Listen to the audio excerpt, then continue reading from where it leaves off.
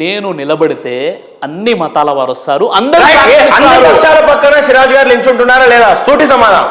ఖచ్చితంగా. రైట్. జై శ్రీరామ్ అనండి. నేను చెప్పాను కదా. జై శ్రీరామ్ అనండి. చెప్పాను. చెప్పాను. మీరు అన్నారు మీరు ఒక అబద్ధ ప్రవక్త, ఒప్పుకోండి. ఎవరు? సూటి ప్రశ్న. మీరు ఒక విషయం అడుగుతాను మహేందర్ గారు. ఒక విషయం అడుగుతాను. గాయత్రి మంత్రం చదవండి మీరు. నేను గాయత్రి మంత్రం తెలుసా? గాయత్రి మంత్రం తెలుసు. మీలాంటి మోసగాళ్ళు ఏం చేశారు? నా చరిత్రను తిరగరాశారు. నా వేదమే నా పాఠ్య పుస్తకాలు లేకపోతే నేను ఎలా చదువుతాను చెప్పండి. నెహ్రూ గారు ఆ రోజు దేశాన్ని విభజించినప్పుడు దాంట్లో ఔరంగజేబ్ గురించి రాస్తాడు, గజ్నీ మహమ్మద్ గురించి రాస్తాడు. నా వేదం గురించి ఎక్కడుంది? ఎవరు రాశారు చెప్పండి. ఎవరు రాశారు? నా పూర్వీకులు రాశారు. అట్లా నెహ్రూ గారు చేసిన రాజ్యాంగం అది. మాకు తెలుసది. అదే మా బాధ. మీలాంటి వాళ్ళు సగం సగం ఉండి మీరు అందరి పక్షాన ఉంటానని చెప్పారు. ప్రైజ్ ద లార్డ్ చెప్పలేరు, జై శ్రీరామ్ చెప్పలేరు, మీరు అల్లానే ఒక దేవుడు అని చెప్పలేరు. ఇంకా మీరు ఏం చెప్పగలరో చెప్పండి. సూటి ప్రశ్న. ఇక నో మజాక్. మానవులందరూ ఒకే జంట సంతానం అని చెప్తున్నాను చాలా గర్వంగా. మానవులందరూ ఒకే జంట సంతానం. మానవులందరినీ పుట్టించినటువంటి దేవుడు ఒక్కడే. చాలా ధైర్యంగా, చాలా గర్వంగా నేను ఈ విషయాన్ని స్టేజ్ల మీద చెప్తున్నాను. అంతకంటే గొప్ప ఇప్పుడు ఏ దేవుడు అని చెప్తారు? ఇప్పుడు నన్ను గాయత్రి మంత్రం అన్నారు. నేను గాయత్రి మంత్రం చదవకపోతే బొట్టు దుడి చేయాలా? అది అర్థం కాదండి. దాని అర్థం మీరు ఏదైతే క్వశ్చన్ అడిగారో దానికి సమాధానంగా అదే. ఇప్పుడు మా పిల్లలందరికీ అస్తిత్వం నేర్పించాలని ఇందాక మీరు అన్నారు. సిగ్నేచర్ స్టూడియోస్, వేదాలు, గొడవలు, పాస్టర్లు, పండితులు కాదు. మీరు ఏదైతే జై శ్రీరామ్ అనలేకపోయారో అదే ప్రాబ్లం. నేను మీకు అల్లాహు అక్బర్ అంటాం, మా ప్రాబ్లం లేదు. మాతో ఎవరికి ప్రాబ్లం లేదు. అంటాం, ప్రాబ్లం లేదు. జై చంద్రబాబు, జై జగన్, జై శ్రీరామ్. జై శ్రీరామ్ అంటే తప్పేముందండి? జై శ్రీరామ్ 3 సార్లు అదే అనండి. ఇప్పుడు సార్ నేను మీరు చెప్పారు కాబట్టి నేను చెప్పను, మీరు చెప్పిస్తున్నారు కాబట్టి నేను చెప్పను. దాన్ని అర్థం మీరు చేసుకోవాలి. మీరు అర్థం చేసుకోవట్లేదు దాన్ని. శ్రీరాజ్ గారు, మీ మనసులో జై శ్రీరామ్ అంటే మీ మత ప్రజల నుంచి ప్రెజర్స్ ఉంటాయని మీరు అనట్లేదు. ఎవరు? మీరు. వాళ్ళకు కూడా తెలియాలి కదా. నేను అంటున్నాను, అనాలి అనే భయం మీకు అవసరం లేదు. జై శ్రీరామ్ అనడంలో మీ ధర్మానికి ఏ రకమైన ప్రాబ్లం లేదు. నేను చెప్తున్నా, మిమ్మల్ని ఎవరేమన్నారు? జై శ్రీరామ్ అనకూడదు అని ఖురాన్ లో ఉందా? నేను అదే అంటున్నానండి. మరి అనేండి సార్. జై శ్రీరామ్ అంటే మీరు జై శ్రీరామ్ అని 3 సార్లు అంటే నా అంత సంతోషకరమైన మనిషి ఇంకెవరు లేరు. అన్నాను కదండి. మీరు మహేందర్ని ఏం అడిగినా నేను అది దానికి దాసి. మీకు చెప్పండి. జై శ్రీరామ్, జై అంటే ఏంది అసలు చెప్పండి మీరు. జై శ్రీరామ్ జయము కలుగుగాక చెప్పండి. అంతే. మళ్ళీ అదే శ్రీరాముడు దేవుడే కాదన్నారు. ఎవరండి? మీ దృష్టిలో శ్రీరాముడు దేవుడే కాదు అని. అవును. మరి జై శ్రీరామ్ అనండి. జై చంద్రబాబు నాయుడు అనడంలో ప్రాబ్లం లేదు. నేను జై శ్రీరామ్ అనడంలో ప్రాబ్లం ఏంటండి మీకు? చెప్పండి, మీరే చెప్పండి. అదే అన్నానండి. నేను చూసారా, భారతదేశంలో డెమోక్రసీ ఇష్టం కానీ భారతదేశంలో వేదం ఇష్టం లేదు. భారతదేశంలో రామాయణం ఇష్టం, భారతదేశంలోని భగవద్గీత ఇష్టం లేదు, భారతదేశంలోని మహాభారతం ఇష్టం లేదు. మనం అంతా ఒకటే అని చెప్తారు. అందరి ప్రసాదాలు తినరు, అందరి గుళ్ళకి వెళ్ళరు, అందరి దేవుళ్ళ గురించి వక్రీకరిస్తారు. దీన్ని ఏమంటారు సిరాజ్ భాయ్? మీరే చెప్పండి ప్లీజ్. సార్, ఇప్పుడు మీరు ఏదైతే ఒక నెగిటివ్ మైండ్ సెట్ తో ఇక్కడ కూర్చొని నెగిటివ్ అంటారు. ఎందుకంటారు సార్? ఇప్పుడు ఇక్కడ చెప్పే విషయం ఏంటంటే, మీరు ఏదైతే నెగిటివ్ మైండ్ సెట్ తో ఇక్కడ కూర్చొని ఉన్నారో క్వశ్చన్స్ కూడా అదే అడుగుతున్నారు మీరు. అందుకే ప్రార్థించండి అంటున్నా. ఎందుకు ప్రార్థిస్తే శైతాన్ వెళ్ళిపోతుందా? మీద ఉన్న శైతాన్ ఉందా లేదా అనేది శైతాన్కే తెలియదు. కాబట్టి ఏంటంటే విషయం ఏంటంటే, ఒక విషయాన్ని ఒక క్వశ్చన్ అడిగినప్పుడు ముందుగా మీరు ఆ క్వశ్చన్ని తెలుసుకునేటువంటి ప్రయత్నం చేయాలి. మీకు తెలిసింది ఒకటి ఉంటుంది, చరిత్ర ఒకటి ఉంటుంది. మీరు చెప్పారు ఇప్పుడు పాకిస్తాన్తో మనకు సంబంధం ఏంది, నెహ్రూ రాసిన పుస్తకాలతో మనకు సంబంధం ఏముంది, మనకు కావాల్సింది ఏంటి? ఇక్కడ పుస్తకాలుగా సార్, రాజులు రాజ్యాన్ని పాలించారు, నాయకులు భారతదేశాన్ని పాలించారు. ఈ రోజు పాఠ్య పుస్తకాల్లో వేదం లేకుండా చేశారు. ఋగ్వేదం, అజుర్వేదం అని చెప్పారు తప్పితే కానీ ఆ వేదాలు ఏం చెప్తున్నాయో చెప్పలేదు. చిన్నప్పుడు అంతే చదివాం. రేపు మా పిల్లలు అదే చదువుతారు. మీలాంటి వాళ్ళకి చాలా టైం ఉంది. మీరు 4 వేదాలు ఎప్పుడు చదివేశారో కూడా నాకు అర్థం కాదు. కానీ చదువు వచ్చిన మాత్రం స్టేజ్ మీద 5 వేదాలు, ఆ 5 వేదాల యొక్క సారాంశం 5 వేదాల్లో నుంచి 5 పాయింట్లు అంటున్నాను. 4 వేదాలు, అందులో ఉన్న 5 పాయింట్లు ఋగ్వేదం అది ఇది, అజుర్వేదంలో ఇది, అక్కడ అది రాశాడు, ఇది రాశాడు, ఇది రాశాడు, ఇది రాశాడు. చాలా గొప్ప విషయం, చాలా గొప్ప విషయం కదా అది. చాలా ఇప్పుడు ఈ రోజుల్లో వేదాలను చదివి, భగవద్గీతను చదివి, బైబిల్ చదివి, ఖురాన్ చదివి, తులనాత్మక అధ్యాయం కంపేర్ టు స్టడీ మనమంతా ఒక్కడే అని అందరినీ కలుపుకొని చెప్పడం గొప్ప విషయం. అది ఇప్పుడు చాలా గొప్ప విషయం. అది చాలా గొప్ప విషయం. ప్రైజ్ ద లార్డ్ ఎందుకు అన్నారు? సార్ ఇప్పుడు మళ్ళీ మీరు మీ స్టేజ్ మీద అనాలి. ఇప్పుడు ఒక విషయం స్టూడియోలో అనాల్సిన పని లేదు. ఒక విషయం ఏ ఒత్తిడికి లోనవ్వాల్సిన పని లేదు. అదే స్టేజ్ మీద అల్లాహు అక్బర్ అనేయండి, ప్రైజ్ ద లార్డ్ అనేసేయండి, జై శ్రీరామ్ అనేసేయండి. అందరికీ దేవుడు వేదాలు ఒకటే చెప్తున్నాయి, ఒకటే దేవుడు అని వేదం బోధించింది అని చెప్పండి. బైబిల్లో కూడా అదే విషయం చెప్తున్నా, ఒకటే దేవుడు అని చెప్పేయండి, అందరినీ కలిపేయండి.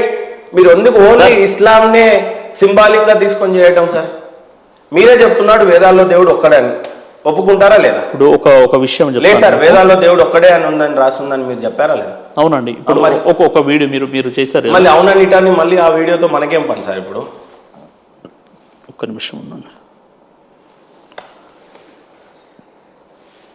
ఇది చూడండి. మీ గురువు గారు అంటే మధ్యలో వచ్చిన మధ్యలో పోతుంది.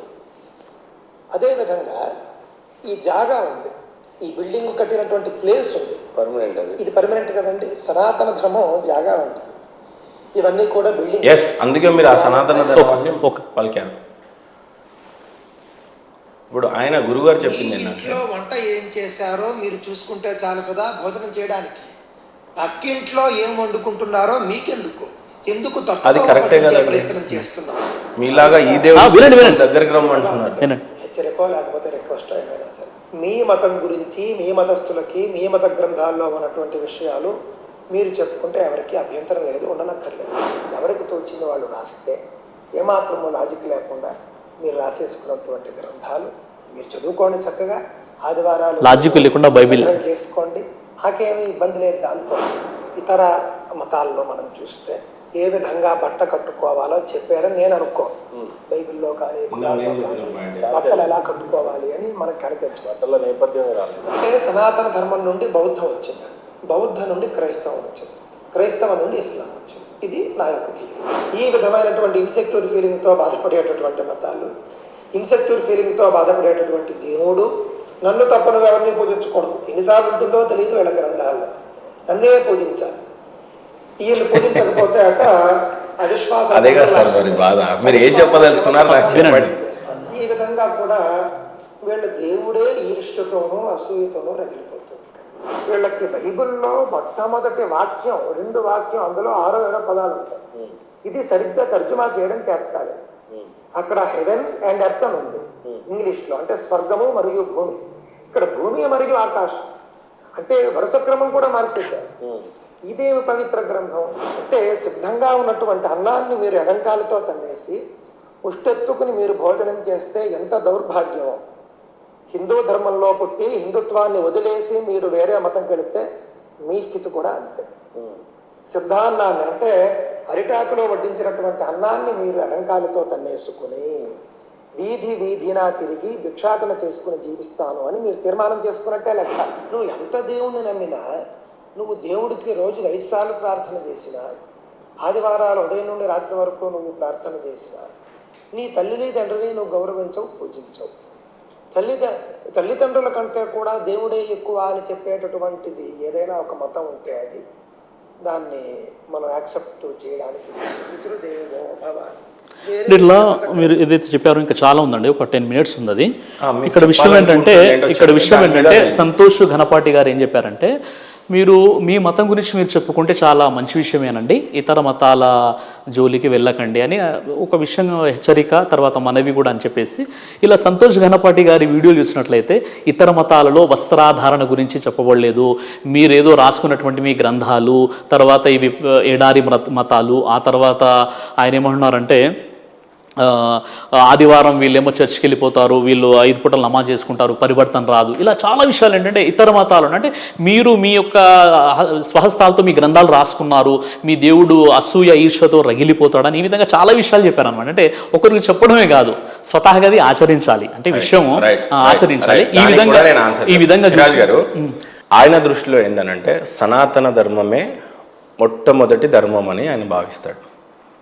ఆయనే కాదు, మీరు కూడా భావిస్తానని ఇందాక చెప్పారు. సనాతన ధర్మమే ఫస్ట్ అండ్ లాస్ట్, మధ్యలో వచ్చేవన్నీ కూడా వస్తాయి పోతుంటాయి.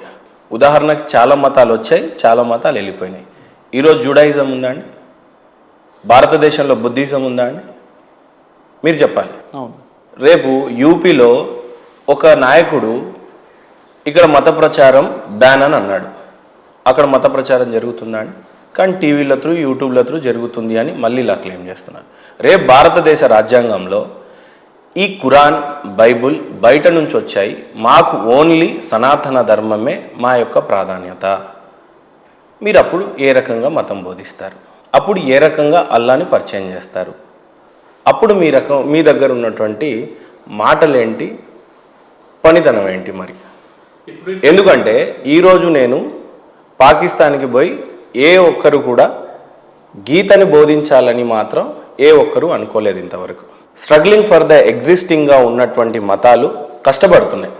నా దేవుడు గొప్ప, నా దేవుడు గొప్ప అని పెద్ద పెద్ద సభలు పెట్టుకొని చెప్పుకుంటున్నాయి, చందాలు వేసుకుంటున్నాయి, డబ్బులు గ్యాదర్ చేసుకుంటుంది, ఫండింగ్ రేస్ చేస్తుంది. ఫండింగ్ ప్రక్రియలో నిజ దేవుడు ఎవరో, అబద్ధపు దేవుడు ఎవరో చెప్పే క్రమంలో చాలా బిజీగా ఉన్నాయి. దీనికి మీరు ఏ రకమైన విశ్లేషణ చేస్తారు? ఇప్పుడు విషయం ఏంటంటే, నేను ముందు నుండి కూడా చెప్తున్నానండి, ఇక్కడ మనకు కావాల్సింది మత సంస్కరణ తప్ప మత మార్పిడి అవసరం లేదు మన భారతదేశంలో. మొదటి విషయం మీకు చెప్పాను. ఇంకో విషయం ఏంటంటే, ఇక్కడ సనాతన ధార్మిక గ్రంథాలైనటువంటి వేదాలు, ఉపనిషత్తులు, ఆ గ్రంథాల ప్రకారంగా, ఖురాన్ ప్రకారంగా, బైబిల్ ప్రకారంగా మనందరినీ పుట్టించినటువంటి ఆ నిజ దైవాన్ని మనం ఆరాధిస్తే ఇంకా ఏ వ్యక్తి కూడా ఇందులోకి వెళ్ళిపోవాల్సినటువంటి అవసరం కూడా లేదు. మీరు ఏదైతే ఇప్పుడు చెప్పారో ఇతర దేశాలకు సంబంధించి, ఇప్పుడు కృష్ణ ధర్మ పరిరక్షణ సమితి, ఇప్పుడు ఇస్కాన్ వాళ్ళు ఉన్నారు, ప్రపంచ దేశాల్లో భగవద్గీత పరిచయం చేస్తున్నారు. ఇక్కడ నేను చాదర్గఢ్ దగ్గర వస్తున్నాను, ఒక ఇస్కాన్కి సంబంధించిన ఒక వ్యక్తి చాదర్గఢ్ ఓల్డ్ సిటీలో ఆయన ట్రాఫిక్ సిగ్నల్ దగ్గర భగవద్గీత పంచుతున్నాడు. నేను తీసుకున్నాను. అంటే ఇక్కడ మన భారత రాజ్యాంగం ఆర్టికల్ 25 ప్రకారంగా కూడా మీకు నచ్చిన ధర్మాన్ని మీరు స్వీకరించవచ్చు, దాన్ని ప్రచారం చేయవచ్చు, మనకు రాజ్యాంగం కల్పించినటువంటి హక్కు.